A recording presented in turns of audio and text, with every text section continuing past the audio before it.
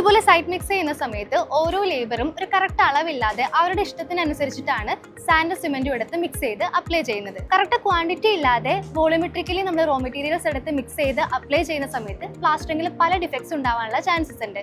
Cracks പോലുള്ള main defect ഇതുപോലുള്ള improper മിക്സിങ്ങിന്റെയും poor ആയിട്ടുള്ള അദഷന്റെയും റിസൾട്ട് ആണ്. പ്ലാസ്റ്റർ മിക്സിന്റെ കൺസിസ്റ്റൻസി മെയിൻറ്റെയിൻ ചെയ്യണമെന്നുണ്ടെങ്കിൽ ഈ ഒരു വേയ്മെന്റ് സിസ്റ്റം ആക്ച്വലി നമുക്ക് ഫോളോ ചെയ്യേണ്ടതായിട്ടുണ്ട്. പക്ഷേ സൈറ്റിൽ ഓരോ പ്രാവശ്യം നമ്മൾ മിക്സ് ചെയ്യുന്ന സമയത്തും ഓരോ റോ മെറ്റീരിയലും ഇതുപോലെ വെയ് ചെയ്തെടുക്കുക എന്നുള്ളത് പ്രാക്ടിക്കലി പോസിബിൾ ആയിട്ടുള്ള കാര്യമല്ല. ഇങ്ങനെയുള്ള ഒരു സിറ്റുവേഷനിലാണ് ആക്ച്വലി റെഡിമിക്സ് പ്ലാസ്റ്ററിന്റെ റെലവൻസ് നമുക്ക് മനസ്സിലാക്കാൻ വേണ്ടി പറ്റുന്നത്.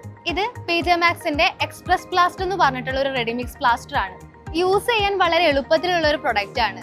റെഡിമിക്സ് ആയതുകൊണ്ട് തന്നെ സാൻഡ് സിമെന്റ് അഡിറ്റീവ്സ് ഒക്കെ ഓൾറെഡി പ്രീമിക്സ്ഡ് ആയിരിക്കും. അതുകൊണ്ട് തന്നെ അതിൽ പറഞ്ഞ വെള്ളത്തിന്റെ കണ്ടന്റ് മാത്രം കൊടുത്ത് മിക്സ് ചെയ്ത് ഡയറക്റ്റ് അപ്ലൈ ചെയ്യാൻ വേണ്ടി പറ്റും. ആവശ്യമായ റോ മെറ്റീരിയൽസ് കൃത്യമായ അളവിൽ ഫാക്ടറിക്കകത്ത് വെച്ച് ഓട്ടോമാറ്റിക്കലി മിക്സ് ചെയ്യുന്നു. അതുകൊണ്ട് തന്നെ മിക്സിംഗിൽ ഹ്യൂമൻ എറേഴ്സ് ഉണ്ടാവാനുള്ള ചാൻസസ് തീരെയില്ല. അതുപോലെ നമ്മൾ നേരത്തെ ഓൾറെഡി പറഞ്ഞിട്ടുള്ള ക്രാക്സ് പോലുള്ള പ്ലാസ്റ്ററിംഗ് ഡിഫക്ട്സ് ഒരു വലിയ പരിധി വരെ നമുക്ക് ഇതിൽ കുറയ്ക്കാനും സാധിക്കും.